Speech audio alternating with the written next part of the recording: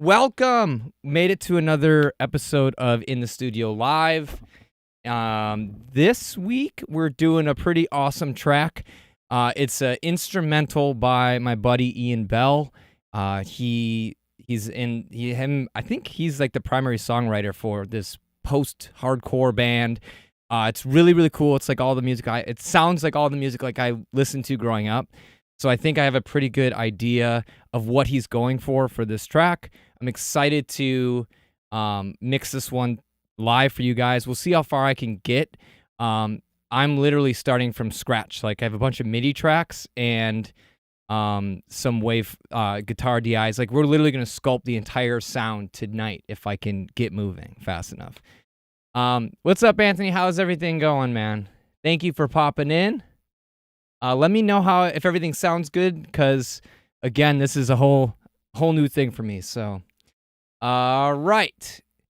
So, with that being said, I'm really, really excited for tomorrow. I have a cool announcement. I'm actually going to be speaking on a panel for the Music Expo conference. It's basically a bunch of producers focused on different types of release strategies for musicians and producers. So if you're in a band or something like that, you might want to check that out. I'll put a link in the description after the live stream ends so you guys can check that out. But it's musicexpo.co/release. So tickets are still available. They're pretty cheap. I think it's like $30. And if you want, I can get you 20% off if you put in SPK DISC, so speaker discount. I'll also put that in the comments somewhere. Oh yeah. So that's going down tomorrow. It's all-day event. A lot of cool speakers. Check that out if you have a moment. And I'm trying to think if there's anything else fun to talk about. Not really. It's just been one of those days. So I'm excited to finally leave all the crap I was dealing with behind and mix some music for you guys. But before we get into the music, if you've seen my shows before, you know where this is going. I'm gonna drink some beer, and I have a special treat for you guys. I made a beer cam. Boom! So today, it's ridiculous, I know. I'm trying hard to get that beer sponsor. So we have Devil Backbone Juicy Magic IPA, so an IPA. I was at Devil's Backbone like a week or two ago, and they have quite the brewery. All right, so let's see how this is. I'm actually going to tell you what I think of it this time. Instead of just like slamming it during the mixing session, I'm actually going to drink it and tell you. Greg, what's going on, my man? Dude, it's super juicy. It's there's like a lot of grapefruit. It's smooth, bitter, well-balanced. I don't know, man. I dig this one. I'm trying to think what it tastes like. It's very tropical, but man, that's going to be delicious. Like, it's not too sweet. If I had to rate it out of 5, I'd give it like a 4.5, 4.25, maybe. Pretty good. Dude, it's awesome. So let me bring that back. Boom, beer cam. It's so stupid. I love it. Check that out. But yeah, if you like IPAs and you like them fruity and tropical, dude, check this out. Devil's Backbone. Awesome. Gonna get that beer sponsor. You watch. I'm not playing around anymore. Awesome, Greg. What's up, man? Good to see you. All right. So without further ado, I'm gonna hop into this. Tonight, this is like not, anything fancy. Talk to me, send me a message, let me know what's going on. I'll ask you guys for some help and questions, about like what you do for certain things. And yeah, I don't know. It's going to be a learning experience for everybody. So let me pull up the session. So we have, like I said, this is not a ton of tracks. There are no vocals, okay? I was told at one point there will be. But we have MIDI drums, which I've been frantically routing like the last hour. We have some violins, pianos. Let's check those out. What do we got going on? Cool. Some like ambient pad stuff. We got a choir at the end. Okay. So it's more like a churchy type thing. The bass is actually MIDI too. So I used to get a ton of MIDI bass, and then it kind of stopped happening. But we got MIDI bass today. So one of my favorite VSTs, if you want to do bass for like hard rock type stuff, is this low key bass or low key. I think it's low key. And that low key. Let me see. But it's pretty gnarly, man. They have you can just generate the raw DIs. You can do finger picking.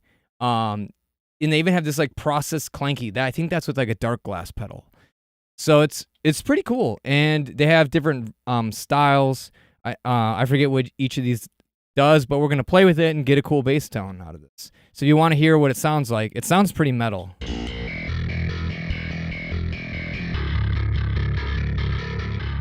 I mean,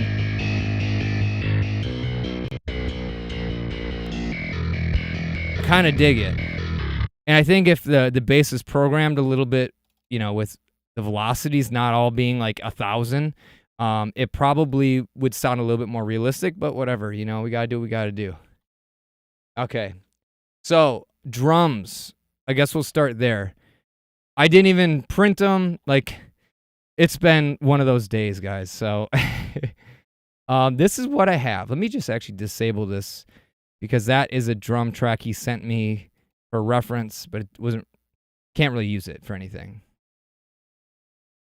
Okay, David says the way I said low key is right. All right, cool. Like in Thor. Awesome, man. All right, good. I don't want to be that guy, you know what I mean?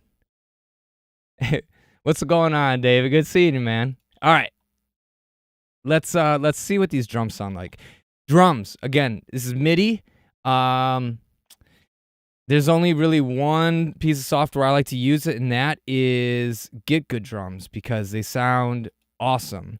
I have both Invasion and Modern and Massive, but the Modern and Massive just has like the right vibe for like a hard rock, post-hardcore kind of thing. It's not super metal. There's not a ton of toms. I don't need 50 cymbals. So this works really well for me. And the room, I like the rooms way better on this than Invasion. So let's see.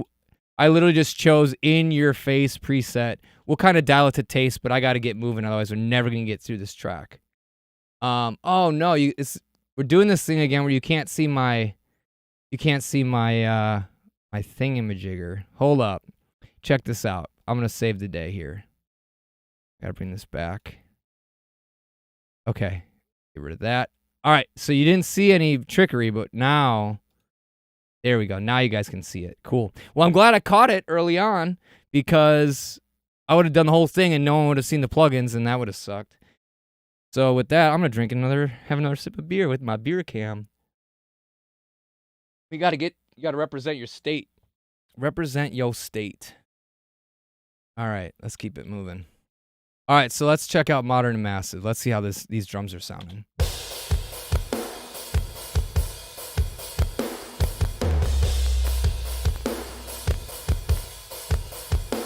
It sounds pretty good.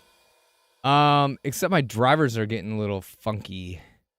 So what I'm going to do is I'm going to disable my little preview window on OBS. Cool. All right, let's get moving.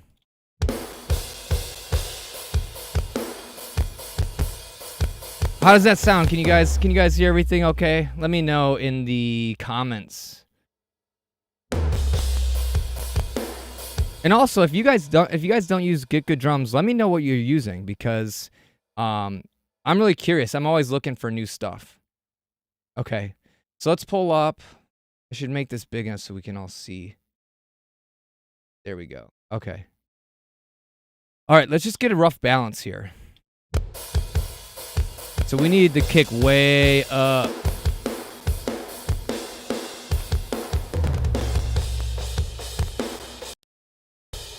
Oh, it's gonna be like this, huh? Yeah, I think that clipping, Greg, is I think it's my drivers, man. Let me change my buffers setting. This might solve the problem, or it might break everything.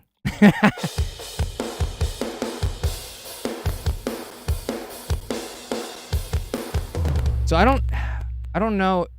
I think, man, I'm so sick of technical problems. Let me try one more thing. Is there like some, man, I already got that ASIO guard up to high. All right, well, we're just going to have to roll through this. What we got? Let me see if I can reduce. See, this is cool because you get to actually see how to troubleshoot stupid problems, right? So maybe we got too many samples going at the same time. There's a way to decrease that. So that's what I'm going to do. Dude, Anthony, that's awesome. Can your students build me a diode clipping circuit, please? Preferably one that sounds gnarly. Okay, let's see. Greg swears it's due to probably my levels being all jacked up. So let's see what's gonna happen when I drop this down. Yeah, it's not. Oh man, this is such a bummer. Oh man. All right, well, let's figure out what's going on here. I don't think it's level. It is more than likely. Maybe it is level. Maybe it's this JST plugin. I'm just gonna get rid of that. And instead, I'm gonna put in L1 because why not?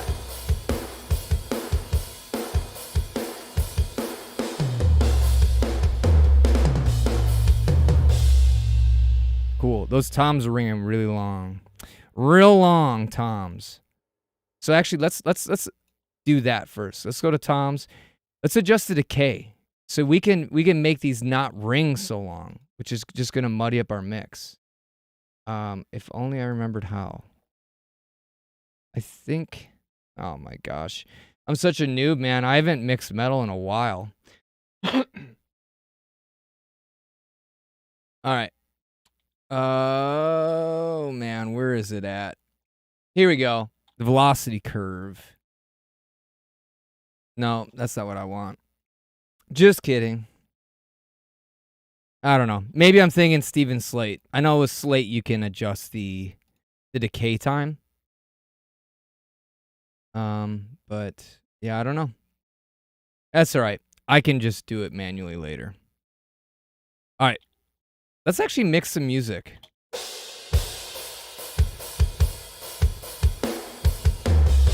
Kyle, what's up, man? Okay. I mean, it sounds pretty good. The cymbals are kind of loud. I have everything running to these buses, so bear with me.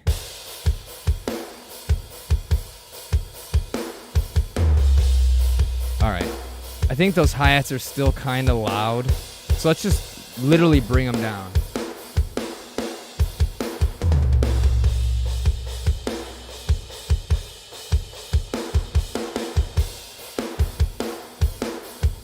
Okay, so cymbals, hi-hats. Let's drop these down. See, normally when I have a session like this that has a lot of stuff, I would have printed everything ahead of time. Like I said, it's just been one of these weeks where I just had to deal with it. When I got around to it, and it unfortunately was like an hour ago. All right. Okay, so those hi-hats are lowered. We can also go. The cool thing about Get Good Drums is that you can adjust the amount of the cymbals that feed into the rooms. So for the hi-hat, I can just dial this back. So I think there's a lot of rooms going into those hi-hats, and that's what all that extra hi-hat sound is. I just want to tighten it up a little bit.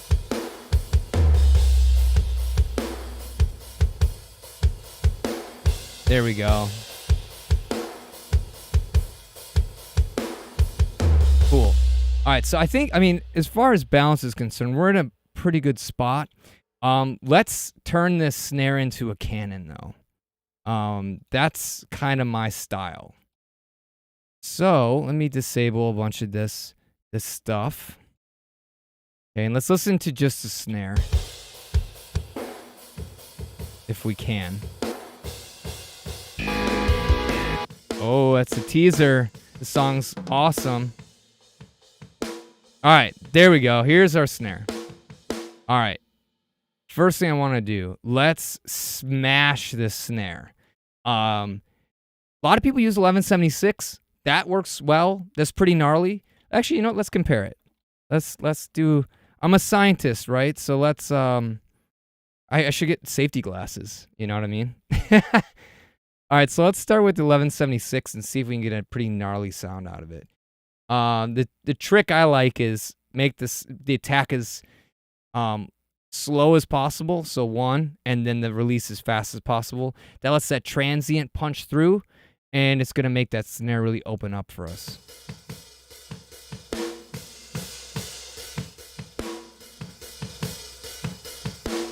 So I'm telling you right now, I know there's going to be an issue with the hi-hat bleed in that snare channel. So let's go back to Get Good Drums before I get too deep into this. And we're going to literally get rid of all the hi-hat bleed out of the snare because I compress my snares like super hard.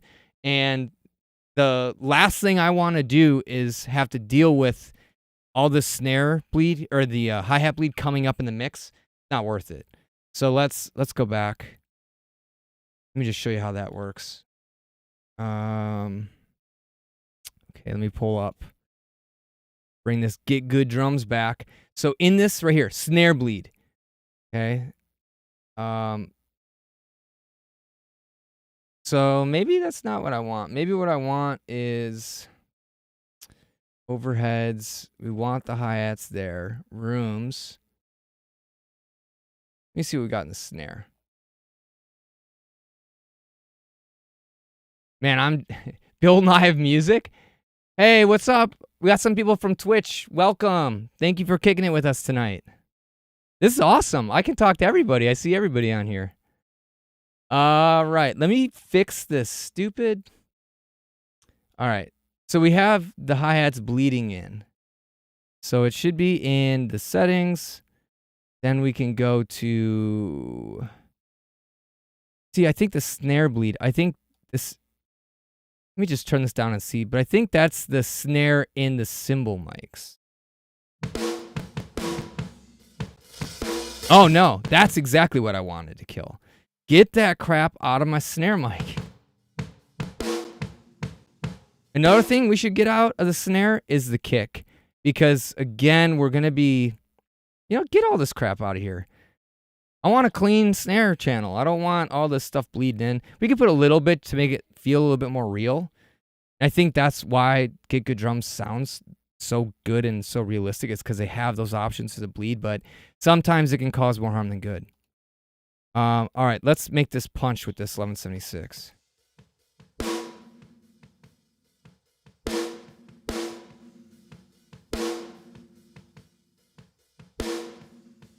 So you have that. It's bringing out this nice snap, but it's missing all the oomph, right? That's why I've been using FabFilter Pro C2 recently. It's just better, man. So they have a bunch of different compression modes. Punch does literally what the name is. Like, it will punch you. It will slam you in the face. Listen, I mean, it is just so much more punchy, right? I have a 4:1, which is the same setting I had on that 1176. And then the magic number for FabFilter that I found on a snare is like 30 milliseconds. That lets that punch through, and then it clamps down on it. And then what ends up happening is because I usually compress the snare so aggressively, when the volume swells up from the release knob being so fast, it brings up the rooms. So it gives the impression of like you hitting the snare super hard because we're doing so much compression, it's bringing up the noise floor, which is like the room noise. And so it swells the room in, and what ends up happening is it sounds huge. Like, listen to that. Like, if we even go more aggressive, and then we can bring the volume up a little bit. Like, man, that's massive. It's super punchy. I want to bring a little bit more sparkle out, and a cool plugin for that is this, and this is actually free, I'm pretty sure. You guys could verify this for me, but I think the Slate, like the Revival plugin, this thing from Slate VMS, I think this is a free plugin. This has a shimmer and a thickness knob that sound really, really, really good on a snare. So check this out. I'll bypass this and I'll put it in. So it just adds this air. And there's more of that thickness.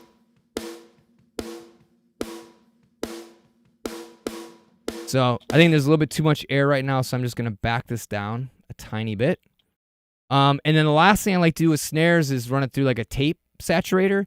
This just kind of tames the transient a little bit more, makes it a little bit more round, but you still keep it fat and full, and it's going to add some nice rich harmonics to those low, that punch, the body of the snare, and make it really cut through nice in a nice way. Okay? So let's put that on. So if you overdo it, you take all that transient out. So we don't want to overdo it.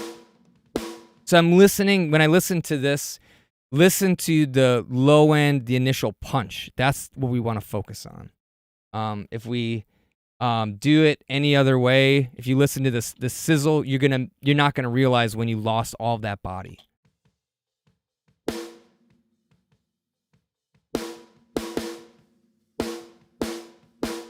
So that's too much.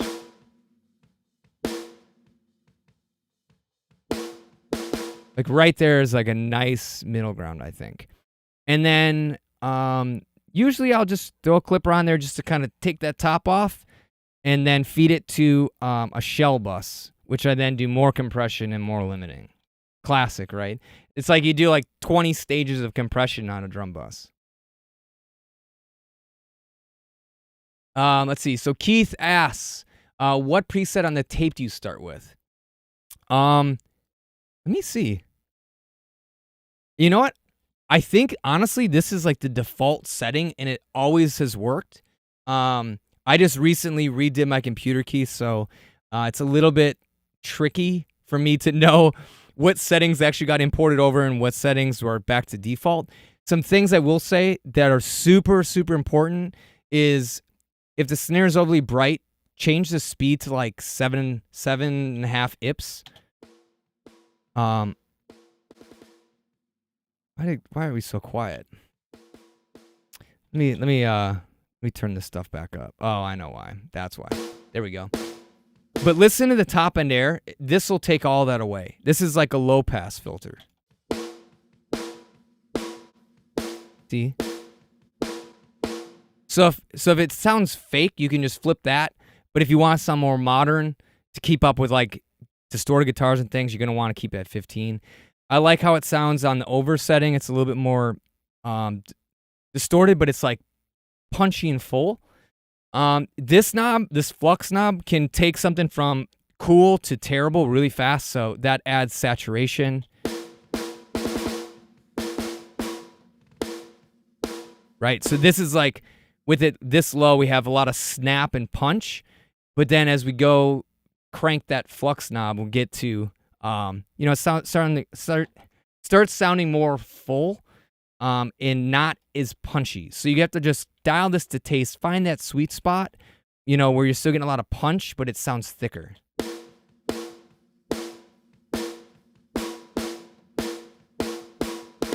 So for me, it's typically like 9 o'clock. And then wow, flutter, I just 9 o'clock. That does some weird things to the image, but it makes it sound a little bit wider, I think.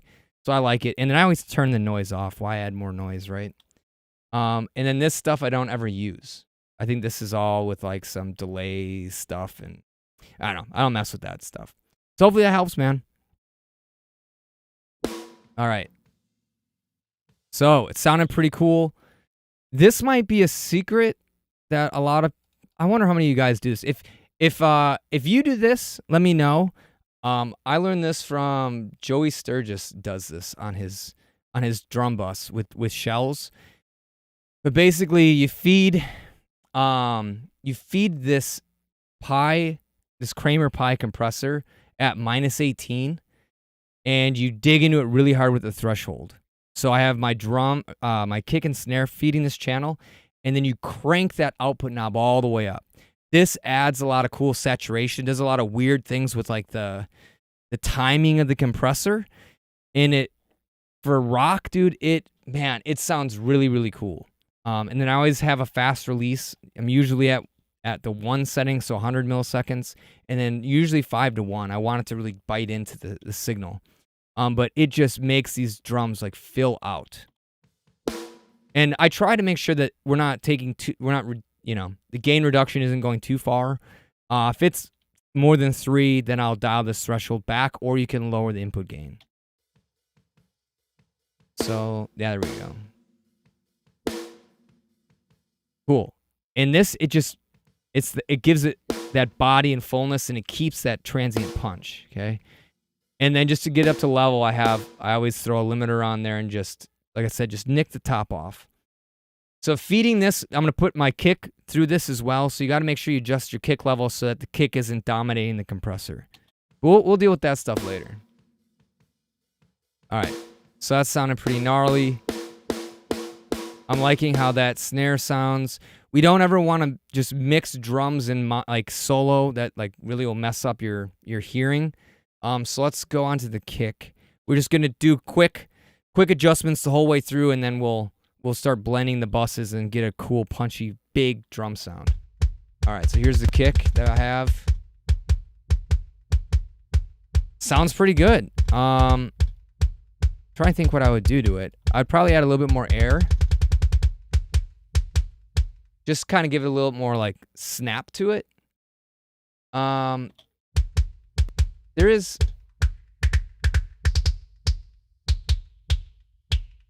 I really hate, like, right around, like, 2.5, 3K, it's this plastic sound. I don't know what you call this. It's like that noise. And I always hear it, and it drives me a little bit crazy. So I usually just kind of give a little bit of a cut. If you guys are curious, again, I'm just using the in your face or whatever setting from Modern and Massive for the drum tones. I literally just didn't have time to go through. We're just gonna roll with it. I mean, that sounds legit to me. I don't think we need to do a whole lot more. Let's just check the compressor here. Yeah, perfect. If this isn't dominating anything, so we're just gonna keep on going. All right, right on. Let's keep this thing going. Bring the snare and kick in. Let's see how these two work together. Cool.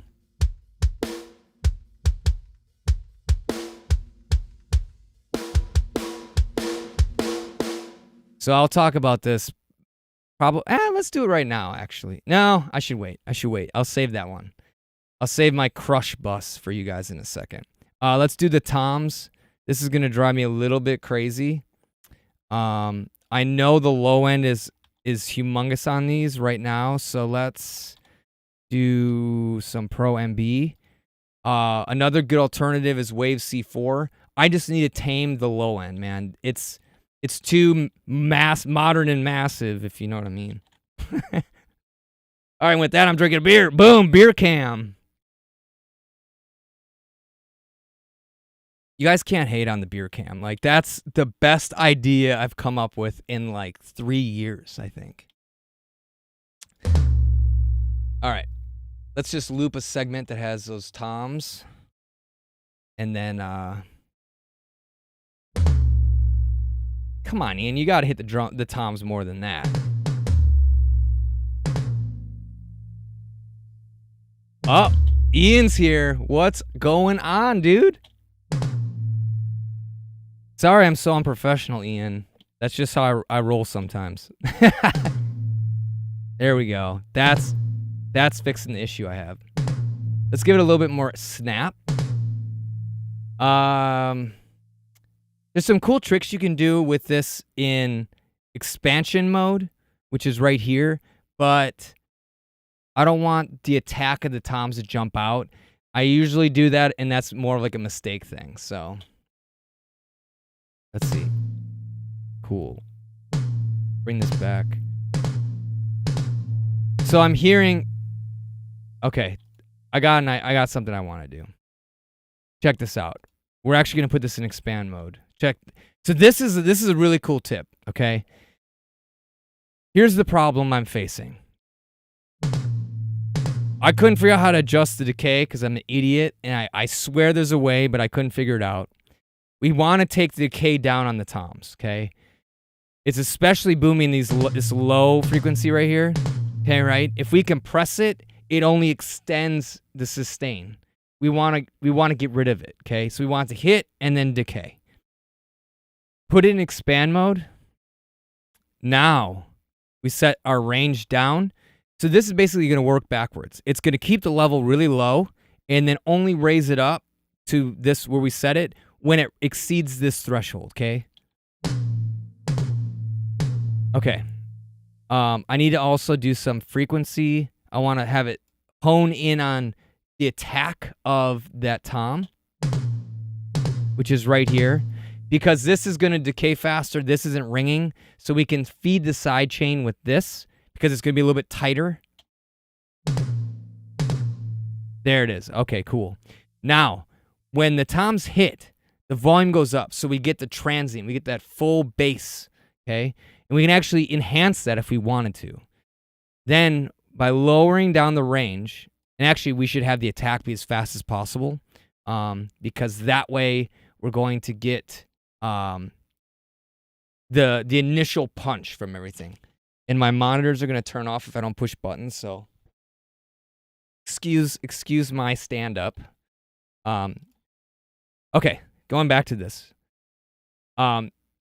So we could boost it a little bit if we want, but we don't want to enhance it too much. Now, as that drum decays, it's going to drop below the threshold, and then in expansion mode, it rapidly will lower the volume in this region.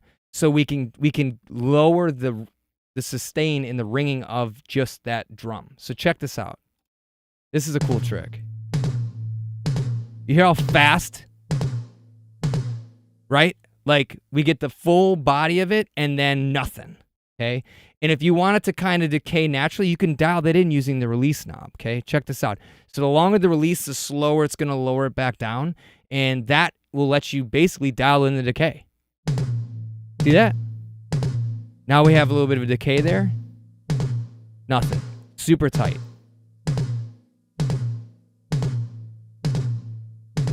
Okay, but we got to lower this down because it's like clipping and doing weird stuff. Cool.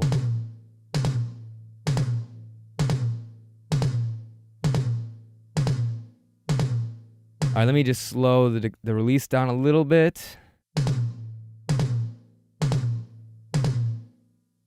And if that hasn't drove you crazy yet, then you're good for watching the rest of this, because there's going to be a lot more of this like repeat loop crap.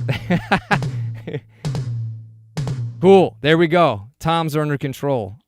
After that, I usually do a little bit of compression. I love the sound of an optical compressor on toms. It just feels more natural and warm and full to me. So I use an LA2A. I use Waves LA2A on that. And it kind of brings out a little bit of that sustain back. And it keeps the transient. That's the big thing with the optical compressors, is it doesn't kill that off. And then good old JST clip.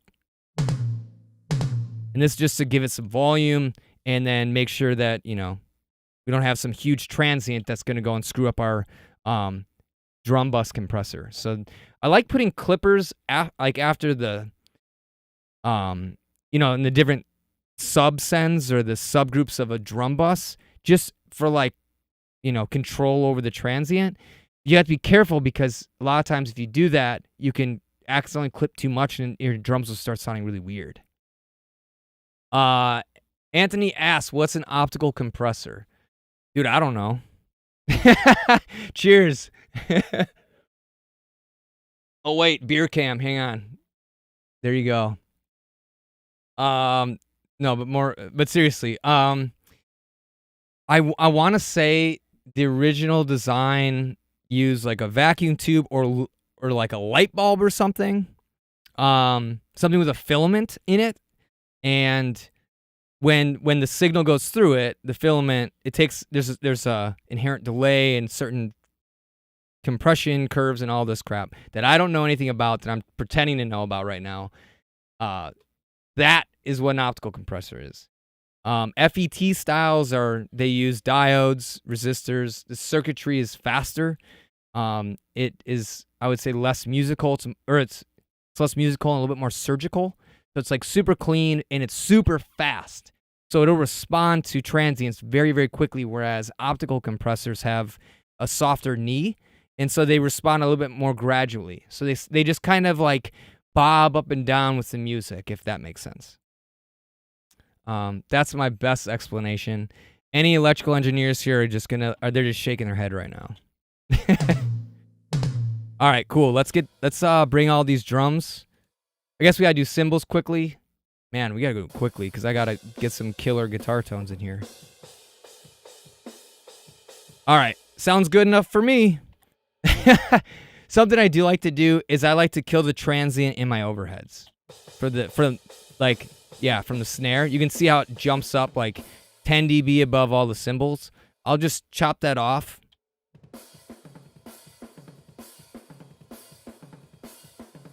And in my opinion, that just keeps the snare pinned a little bit better. Just makes it play nicer. So I'm going to leave this alone. Sometimes what I like to do is I'll run a sidechain on the kick drum. So actually, this might be a cool track to do this on. Where I take my kick and I will literally send it to this compressor to duck the cymbals. So let me see. So we're sidechain cymbals. And what it does is it gives it a pumping sound. So this is 146 beats per minute. I have my EQ chart. Let me show you what this looks like. It's not an EQ chart. What am I saying? Let's see if you can see that. It's so beat up because I use it so much. It's a delay timing chart. So we can match up like the release times with the tempo. So that way, like, the compressor is dancing musically with the rhythm of the song. So for example, 146 beats per minute is like 102 milliseconds. So I'll put the release as 102. And I'm going to save my session before I break it. And so this is a starting point. If you want to get really deep into details, the release characteristics, there's no defined setting on what release times mean in a compressor or in software. Arbitrary. But this at least gets us to a good starting point, and then we'll dial it in by ear so that the drum cymbals are pumping with the music, okay? So let me show you what it sounds like when everything is sidechained. So if I bring these cymbals back in. So do you hear how the cymbals... All right, let me give you a better example. Let me put in another compressor here. We'll just do an 1176. I want the level loud so you guys can hear this.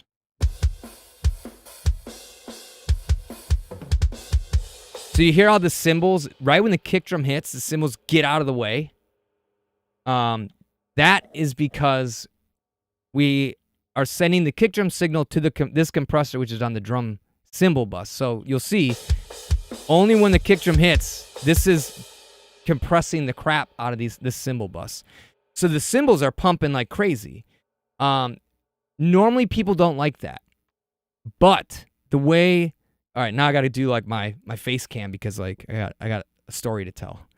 But the way our ears work is that when you have like a massive like transient from like bass or something, it's basically acting as a compressor in our head, okay? And so the volume of everything else kind of ducks and then comes back. Okay, it's a physical phenomenon. And so by setting the compressor up this way, it makes it feel like Ian is hitting the drum so much harder than he is. And it's just a psychoacoustic thing. It sounds like this like everything is rocking so much harder. But if you do too much or you don't time it right, it can be distracting or take away from the groove of the song. So you have to, there's a really, really good balance that you have to maintain. Okay.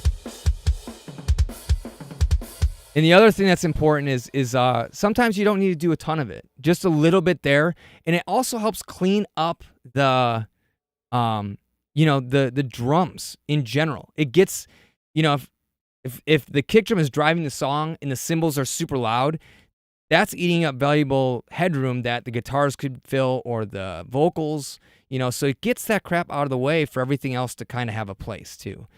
So I love doing this, and this is just a stylistic decision. You don't have to do this by any means. With that, my throat's dry. Beer cam. All right. All right, back to it. So you can hear how those drums are now pumping, right? And actually, that timing is like really good. It's like almost like perfect for exactly this.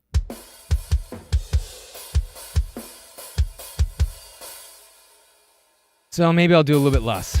It's just a little bit too much, I think. Okay, cool. All right, let's get the rooms in. Rooms are the best.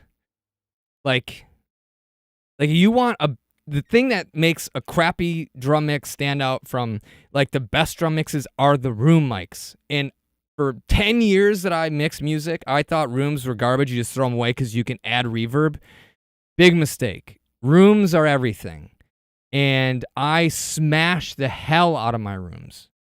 So let me just show you.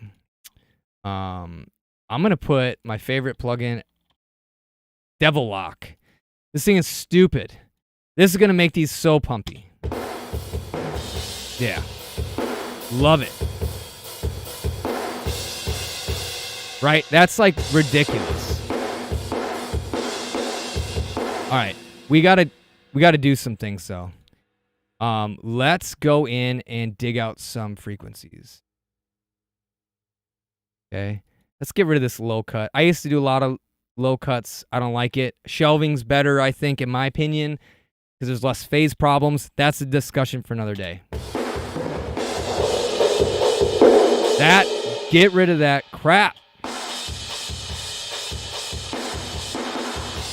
I mean, you can just see on the EQ that this needs to die, right?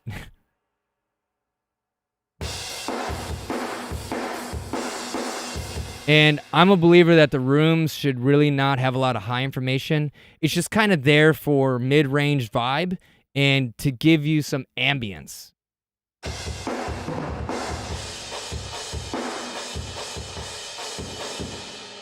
So here's another cool thing to do. I love doing this trick. This helps me find the right cutoff point for my low shelf. So I forgot what this particular shape is called, but if you set a high Q, you have this really resonant band. You can use that to dial in where like the kick drum lies and the weird room resonance modes are. And when you find it, where you're really enhancing it, that's where you're going to lower the Q down and then leave your low shelf there. So check this out. Let me see. There we go. Like that, we don't want that. Like that is a lot of room resonance right there, okay? So we're gonna just turn that Q back down. And now it's gonna be perfect.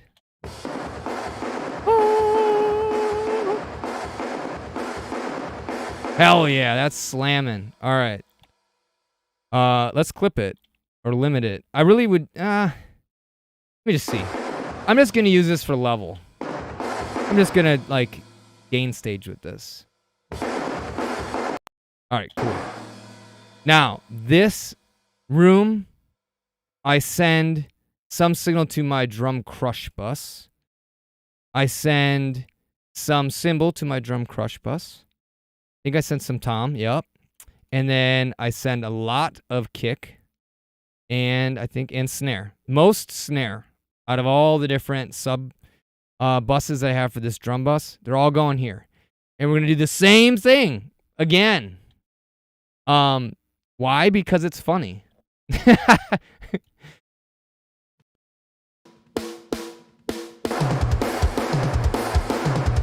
So I'm actually going to do a high pass filter here. And let's just try to clear out some stuff. It's kind of tricky right now because we need to lower the rooms down. That's no rooms.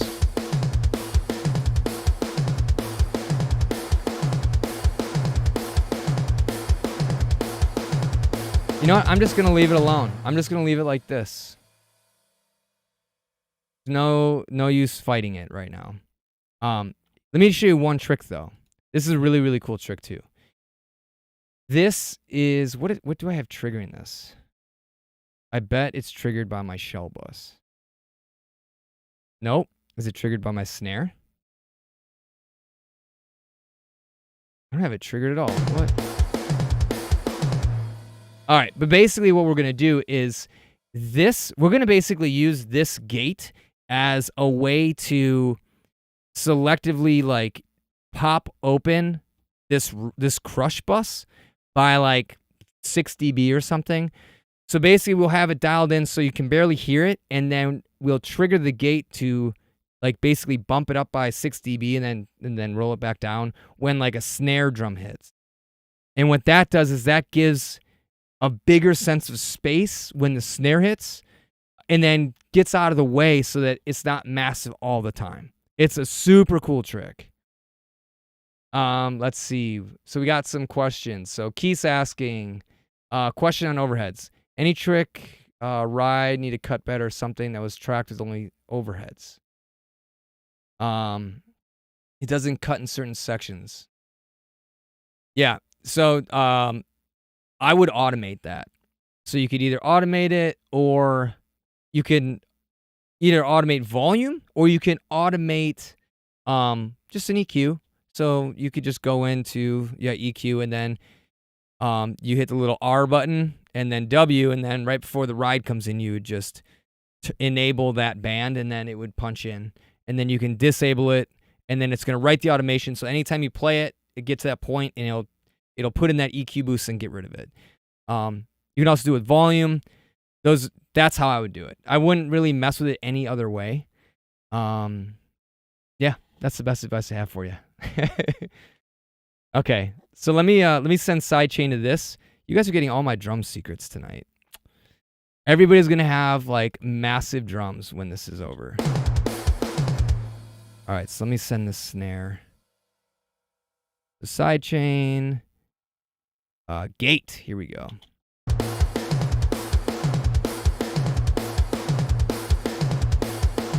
Let's find a different spot. You guys have been hearing that way too much.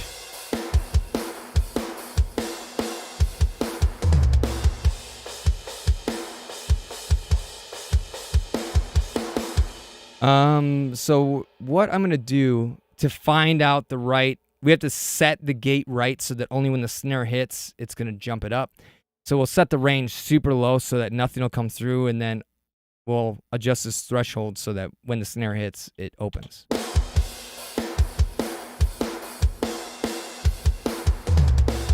So here we go. Let's find it.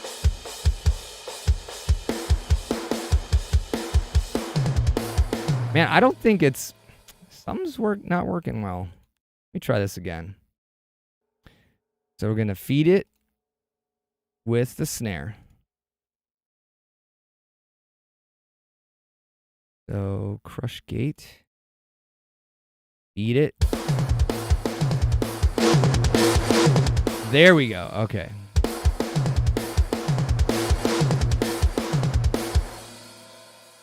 All right. I know it sounds ridiculous right now. Just bear with me. We're going to turn this way down, but you're getting the idea. When that snare hits, you get this like huge burst, right? Okay, so now we'll just dial this back, and then we'll push it up. So we'll turn this crush all the way down.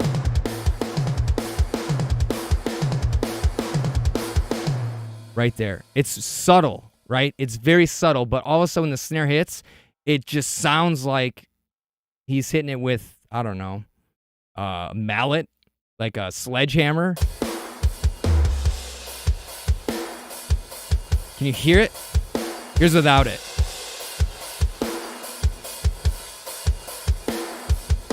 With it.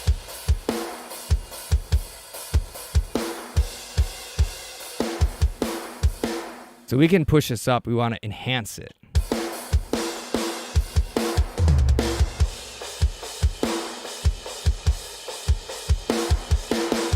There. So that's pretty brutal, man. That's really slamming. I'm probably gonna, it's probably gonna come back to haunt me, but I think that's sounding pretty good. At this point, we're like already out of time. This sucks. You guys got me nerding out about drums. Wait a minute. I almost screwed that up. You know what? This could turn into a drinking game really fast. Like every time there's a beer can, like drink kind of thing. You know what I mean? Happy Thursday. Last thing I like to do is I'll throw a compressor on the whole drum bus just to give it vibe. Okay, so I want it to duck and pump a little bit just to, again, kind of glue the entire kit together, but at the same time, it's going to give the feeling that Ian is like slamming into these drums. And I'm actually using the pumping setting, coincidentally. I love how that one sounds. So without it, it's kind of cool, but it's just kind of like, you know, like steady. It's not like when you listen to this music, your head is going to bob to it. Like I want it to feel, I want there to be some movement. Let's get this back on. Listen to this.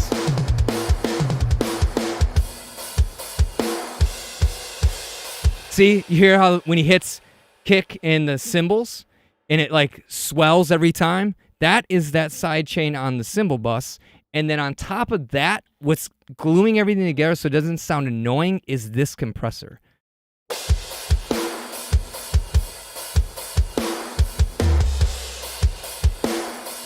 I will say, though, there is this one frequency that's kind of annoying me that I hear in it.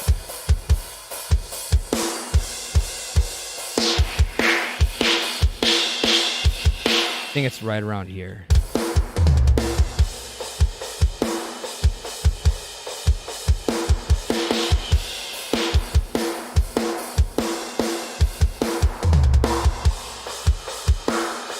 There's one more.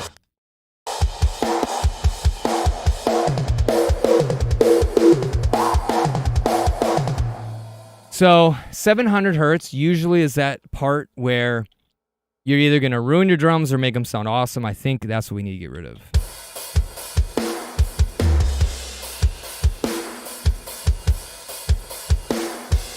All right, that's good enough for me. We're running out of time. All right, let me at least get the damn guitars done. This is ridiculous. Drums sound awesome, right?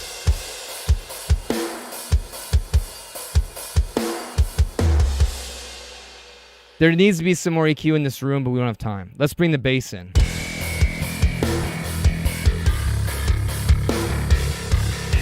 Bass, I'm not going to mess around with too much. I do have the bass sidechain to the kick. We're going to dial that in.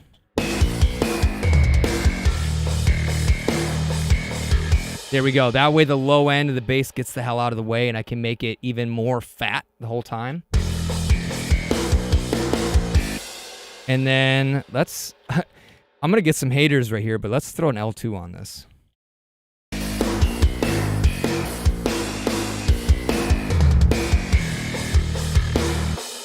Okay, this is the wrong channel. Why don't I see any bass coming through here?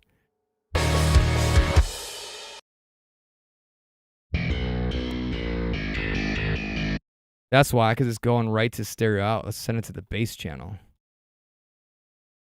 It's probably going to explode your ears, so just be aware. Okay, no, we're still okay. And then where's this bass going? Nowhere. That's good. No bus. Okay.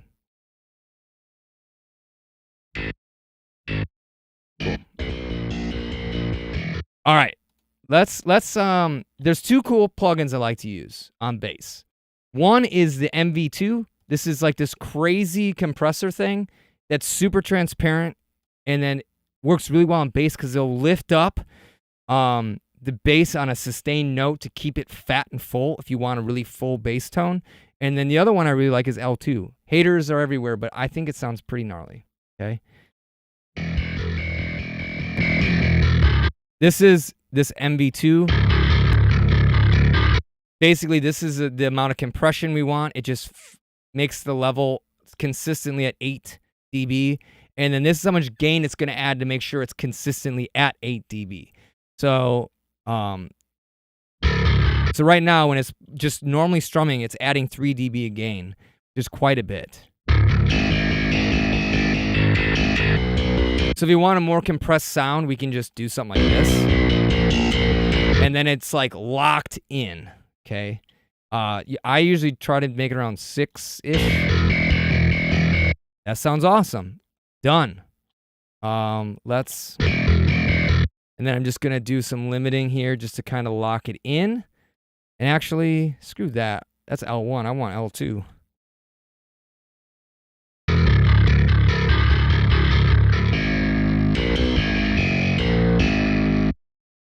So there are some harsh like notes in there right now, but I don't want to mess with that because we might need that to keep up with the guitars.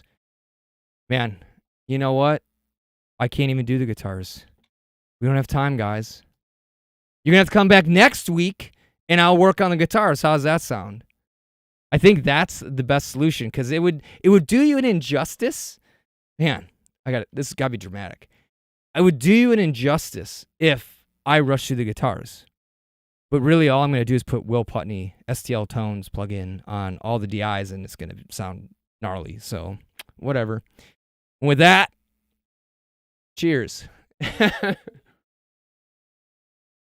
Is this not the perfect, like koozie? What is this? This is not a koozie. It's a coaster.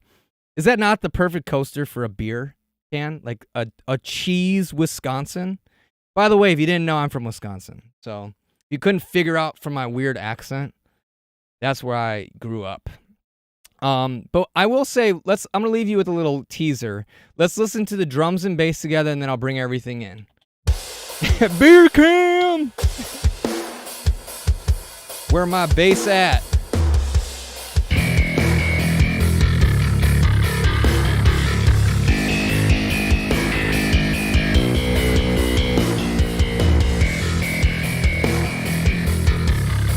I'm gonna fix that bass. It's pissing me off. You know what? We don't even need to use EQs anymore because we have Soothe. Sorry, we're going long tonight. I don't even care. I run this live show. I can do what I want. I said it was 1 hour. I can do it longer. Check this out. This is why I love Soothe. Let me shut these drums up. Hold on. Shut up. Okay. So Soothe, it finds resonant bands and kills them. That annoying, like, pick attack, like, thing, this thing, Soothe is designed to find that and remove it. So I'm just going to quickly dial it in. Always do delta mode to dial things in. Sharpness, we'll adjust that until it sounds really, really painful and bad. And then selectivity, we'll adjust that until it sounds really, really bad. And the goal is to just try to find the worst sound in delta mode possible for Soothe. That is what we want to get rid of. So then when we take it out of delta mode, it subtracts all that crap out.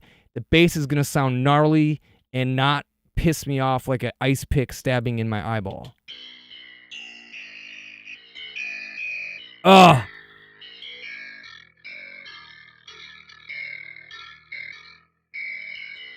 You hear that? Oh, awful. Now we're gonna let me see what the attack's all about. I think it's in a good spot. Let's bring it back, and then I'm just gonna push this up until it gets rid of all that stupid stuff.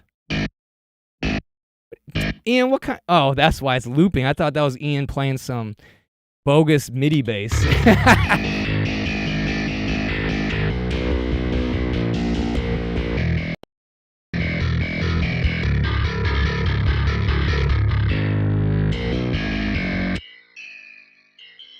I think we need to make it a little wider.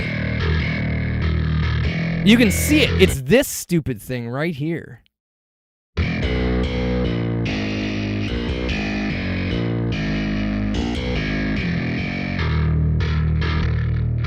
So if we get rid of... The cool thing with this, with Soothe 2, is you can adjust the attack. So this is basically dialing in the amount of pick attack we want.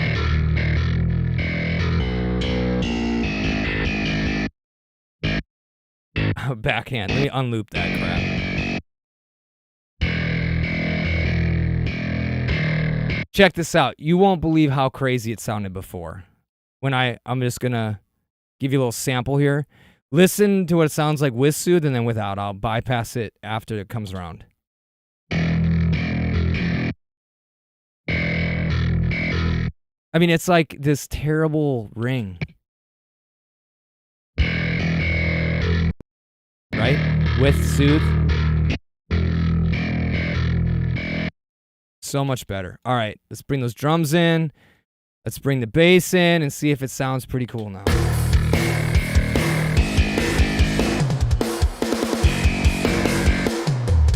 You hear those drums, man? They're huge.